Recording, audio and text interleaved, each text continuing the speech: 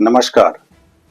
महाराष्ट्र के विधानसभा चुनाव 20 नवंबर को हो गए हैं और अभी जो रिजल्ट है महाराष्ट्र के विधानसभा चुनाव का वो आने वाला है 23 नवंबर को।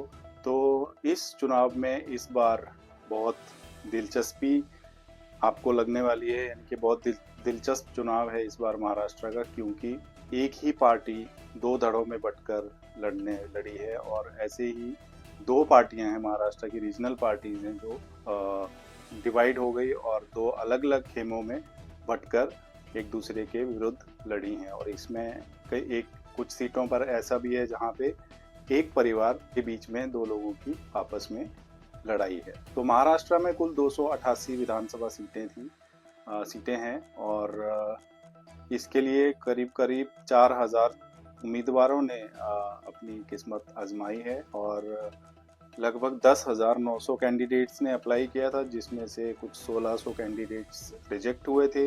लगभग 3,500 कैंडिडेट्स ने अपने नाम वापस लिए। तो कुल मिला के जिन्होंने इस उम्मीदवारी में अपना इलेक्शन लड़ा है उसमें लगभग 4,136 उम्मीदवार थे। तो इस बार इलेक्शन जो है वो बहुत दिलचस्प इसलिए है क्योंकि ये लड़ाई बहुत क्लोज फाइट होने वाली है। दो गठबंधन है जो कि महायुति और महाविकास आघाड़ी है। महाविकास आघाड़ी में कांग्रेस और उसके सहयोगी दल हैं शिवसेना उद्धव ठाकरे और राष्ट्रवादी कांग्रेस शरद चंद्र पवार साहब। और जो दूसरा महायुति गठबंधन है जिसमें भाजपा मुख्य दल है और उसके सहयोगी हैं शिवसेना एकनाथ शिंदे और राष्ट्रवादी कांग्रेस अजीत दादा पवार। तो इस बार जो रिजल्ट है वो कहना काफी मुश्किल है, लेकिन एक कांटे की टक्कर बनी हुई है दोनों जो गठबंधन हैं उनके बीच में। और अगर मेरी जो स्टडी है, जो मेरी एनालिसिस है, अगर उसके ऊपर मैं बात करूं तो इस बार मुझे लगता है कि काफी क्लोज फाइट है दोनों के बीच में, दलों के बीच में। और इस बार अगर जीतने की बात करें तो मुझे अभी भी जो भाजपा महायुति गठबंधन है जिसमें भाजपा और उसके सहयोगी दल हैं उनका मुझे पलड़ा थोड़ा भारी दिख रहा है। और उसका कारण मुझे तो ये लग रहा है कि एक जो एकनाथ शिंदे ने जो इलेक्शन से ठीक पहले जो लाड़की बहन योजना जो उन्होंने स्टार्ट की थी उसका मुझे लग रहा है उनको काफी फायदा मिलेगा शिवसेना को। और दूसरा एक बड़ा कारण ये है कि जो महिला वोटर्स हैं वो आज भी मोदी के नाम पे वोट करते हैं, लोग माने या ना माने, लेकिन ये मैंने देखा है और मैंने एक्सपीरियंस किया। ये हरियाणा के वोट इलेक्शन में भी ऐसा ही हुआ था और इवन लोकसभा इलेक्शन में भी महिला वोटर्स ने काफ़ी मोदी के नाम पे वोट दिए हैं। महाराष्ट्र में भी कुछ ऐसे ही समीकरण हैं, क्योंकि एक तो जो लड़की बहना योजना का जो इन्होंने पैसा दिया लोगों को, जो महिलाओं को पैसे दिए, उसका इनको बहुत फ़ायदा होने वाला है। और मैंने ये सुना भी है लोकल लेवल पे, ग्राउंड लेवल पे लोगों को ये कहते हुए। और दूसरा, क्योंकि महिला वोटर जो है वो मोदी के नाम की गूंज 2014 से उनके कानों में आज भी गूंजती है। आज भी आप अगर देखोगे जो महिलाएं हैं वो, और जो कुछ सीनियर सिटीजन मेल जो जो पुरुष हैं वो भी मोदी के नाम पे वोट करते हैं। सेक्शन कुछ हद तक एक सेक्शन है जो जिनको लगता है कि मोदी के नाम पे जिनको वोट नहीं मिलता है, क्योंकि कुछ लोग इकोनॉमिक पे जो बात करते हैं, या जिन लोगों को इकोनॉमी के बारे में पता है, या जो लोग डे टू डे हमारे देश की जो फाइनेंशियल स्टेटस है या जो पोजीशन है उसको जो जानते हैं, या जो इन कारणों पे बात करते हैं, वो शायद थोड़े से मोदी के बीजेपी के साथ नहीं होंगे। दूसरा बड़ा कारण जो मुझे लग रहा है वो ये है कि बीजेपी का जो मुख्य है जीतने का वो यही है कि उन्होंने उनकी जो स्ट्रैटेजी है, जो इलेक्शन लड़ने की स्ट्रैटेजी है, जो उनकी टाइमिंग है, जो उनका जो पॉलिटिकल जो उनका कैंपेनिंग होता है, वो दूसरे उनके ऑपोजिशन के तुलना में काफ़ी स्ट्रॉन्ग, काफ़ी वेल प्लान, वेल ऑर्गेनाइज्ड होता है। यही कारण है कि बीजेपी हमेशा हारते हुए भी इलेक्शन जीत जाती है। अभी आप देख रहे होंगे या आज भी आप देखेंगे कि बहुत सारे चैनल्स अपनी अपनी राय दे रहे हैं। और इस बार अभी तो ऐसा हो गया है कि पिछले 2-3 इलेक्शंस में अगर आपने देखा हो, जितने भी ये एनालिसिस होते हैं, एग्जिट पोल्स हो रहे हैं, ये सब फेल ही हो जाते हैं, क्योंकि उनका ओपिनियन कुछ और होता है, रिजल्ट कुछ और आता है। इस बार का इलेक्शन में सही होने वाला है 100%, क्योंकि लोगों का मन है अभी वो उनके हिसाब से ही चलता है, क्योंकि मूड लोगों का आ, भाप नहीं सकते। वो कहते कुछ और है लेकिन उनके मन में कुछ और होता है। तो यही रीज़न है कि इस बार के इलेक्शन में अभी भी एग्जिट पोल फेल हो सकते हैं। हालांकि मैंने जो कुछ चैनल्स हैं, बड़े चैनल्स हैं, उन पे ये देखा है कि वो अभी महाविकास इसको भाजपा महायुति को बढ़त दिखा रहे हैं, यानी कि उनको जीतता हुआ बता रहे हैं।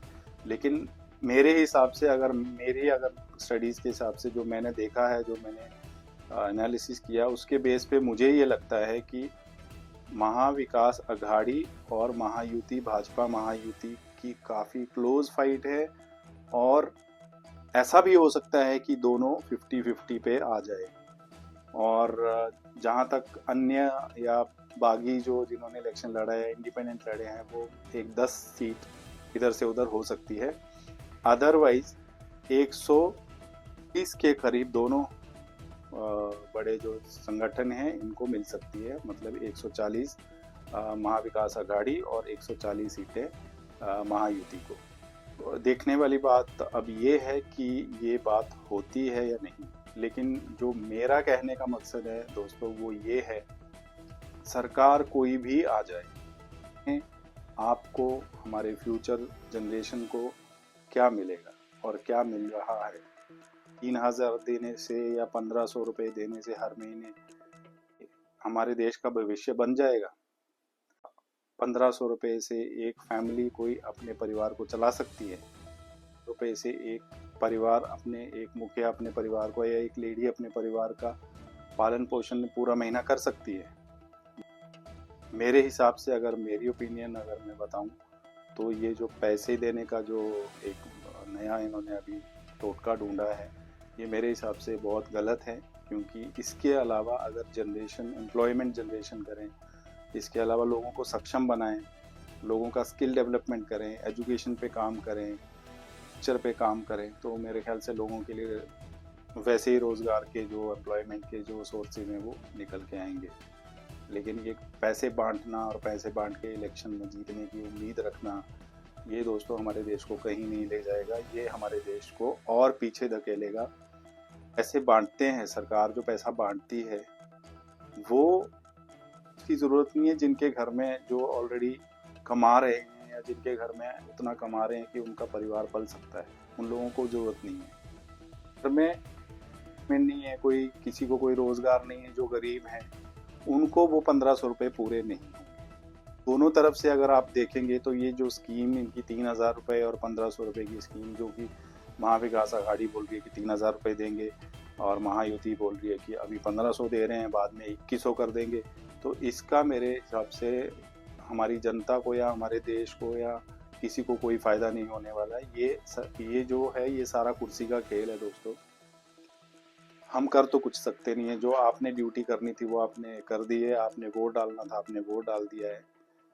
अब देखने वाली बात ये है कि जो इन्होंने बड़े बड़े हमसे वादे किए हैं, जो आपसे, जनता से जो इन्होंने वादे किए हैं, उनको पूरा करते हैं या नहीं, देखने वाली बात ये है।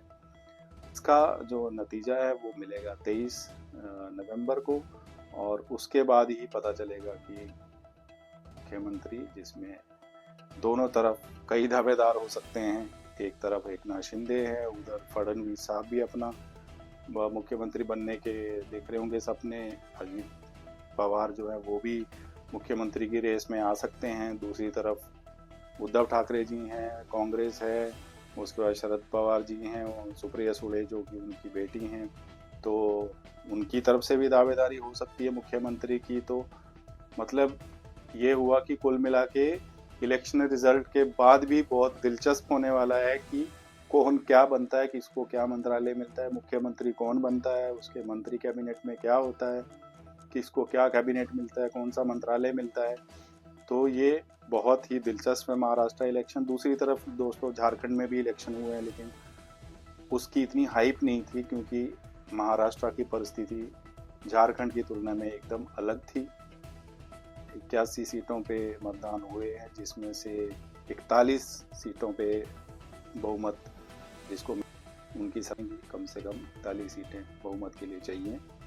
और वहाँ पर भी ओपिनियंस आ रहे हैं कि कुछ कह रहे हैं कि वहाँ भी भाजपा और उसके सहयोगियों की सरकार बनेगी, कुछ कहते हैं कि कांग्रेस और जेएमएम की जो सहयोगी दल हैं उनके वो जीतेंगे, मतलब इंडिया गठबंधन के जो पार्टीज हैं या वो जो गठबंधन है वो जीतेगा। तो कैंपेनिंग के हिसाब से तो मुझे बीजेपी का वहाँ पलड़ा भारी लग रहा है, लेकिन कुछ कह नहीं सकते। आजकल लोगों के मूड का कुछ पता नहीं, और कौन कब किसको कहाँ पलट जाए, किस टाइम पे कौन किसका नंबर आ जाए जाने का और किसका नंबर आ जाए आने का, ये तो जनता ही तय करती है।